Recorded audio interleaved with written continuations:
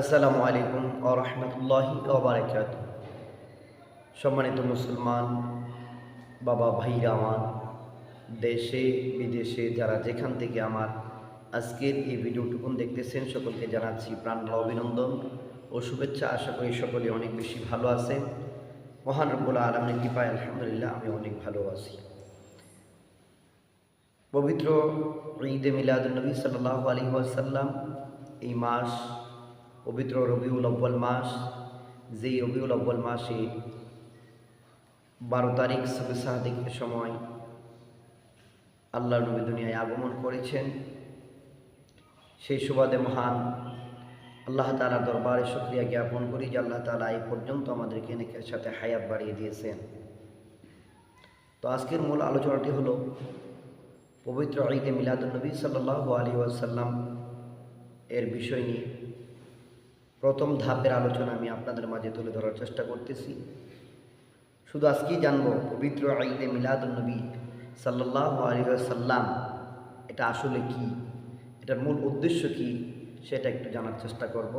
আমি প্রথম ধাপে যতটুকু সময় পাই ততটুকুই আপনাদেরকে বলার চেষ্টা করব, সংক্ষিপ্ত আকারে ভিডিওটা করার চেষ্টা করব। এরপরে বাকি অংশ থাকলে দ্বিতীয় ধাপে ইনশাল্লাহ দ্বিতীয় পর্বতে আপনাদেরকে শোনাবার চেষ্টা করব। পবিত্র ঈদে মিলাদুন্নবী সাল্লাল্লাহু আলাইহি ওয়াসাল্লামের সংজ্ঞা ও তাৎপর্য, এই দুইটি বিষয় আপনাদের মাঝে প্রথমে উপস্থাপন করছি। প্রথম ধাপটি হলো পবিত্র ঈদে মিলাদুন্নবী সাল্লাল্লাহু আলাইহি ওয়াসাল্লাম কি। এখন এটা যখন আমি মানুষের কাছে বলতে থাকবো, তখন কিছু মানুষের ভিতরে প্রশ্ন আসে যে ঈদে মিলাদুন্নবী সেটা কি। তো ঈদে মিলাদুন্নবী হলো মওলুদুন নবী সাল্লাল্লাহু আলাইহি ওয়াসাল্লাম, আল্লাহ রাসূল সাল্লাল্লাহু আলাইহি ওয়াসাল্লামের আগমনের দিন এবং তার তাৎপর্য। রাসূল আকরাম সাল্লাল্লাহু আলাইহি ওয়াসাল্লাম দুনিয়ায় যে আগমন করেছেন, দুনিয়ায় যে আগমন করেছেন সেই আগমনকে লক্ষ্য করা হয়েছে, উদ্দেশ্য করা হয়েছে। তো ঈদে মিলাদুন্নবী সাল্লাল্লাহু আলাইহি ওয়াসাল্লাম, আল্লাহ রাসূল সাল্লাল্লাহু আলাইহি ওয়াসাল্লামের আগমনকে বলা হয়। এবার আসুন এই আগমনটা আমরা কেন উদযাপন করি এবং এটার তাৎপর্য কী। দুনিয়াতে আল্লাহ তাআলা 1,00,000 মতান্তরে 2,24,000 পয়গম্বর দুনিয়ায় আল্লাহ তাআলা প্রেরণ করেছেন। তো আল্লাহর নবীকে দুনিয়াতে আগমন করার আগে আগে যত নবী পয়গম্বরকে আল্লাহ তাআলা পাঠিয়েছেন, সকল নবী পয়গম্বরদেরকে বলে দিয়েছেন, আমার বন্ধু যখন দুনিয়ায় আগমন করবে তখন তোমাদের ধর্মগুলো বন্ধ করে দিয়ে আমার নবীর ধর্মের অনুসারী অনুকরণ করবে, নবীজির ধর্মের পরিচালনা করবে, নবীজির ধর্মের জন্য সহায়তা করবে। তো এটা আরেকটা সাবজেক্ট, ওইটা আরেকটা বিষয়। তো আমি পবিত্র ঈদে মিলাদুন্নবী সাল্লাল্লাহু আলাইহি ওয়াসাল্লাম এটা আমরা কেন উদযাপন করি, কি ফায়দা, কি লাভ। পৃথিবীতে আল্লাহ তাআলা যত জাতি সৃষ্টি করেছেন, যত মাখলুক সৃষ্টি করেছেন, 18,000 মাখলুকাত ও 80,000 আলম আল্লাহ তাআলা সৃষ্টি করেছেন। এর মধ্যে সবচাইতে বড় রহমত হিসাবে আল্লাহর নবীকে দুনিয়াতে আল্লাহ প্রেরণ করেছেন। সুবহানাল্লাহ। এই জন্য আল্লাহর নবীর একটি নাম হলো রাহমাতাল লিল আলামিন। তাহলে আল্লাহর নবী হইল গোটা পৃথিবীর জন্য রহমত। সেই রহমত পেয়ে যদি আপনি আমি নাশুকরি করি, তাহলে আল্লাহ বলতেছেন আপনার আমার জন্য কঠিন শাস্তি রয়ে গেছে।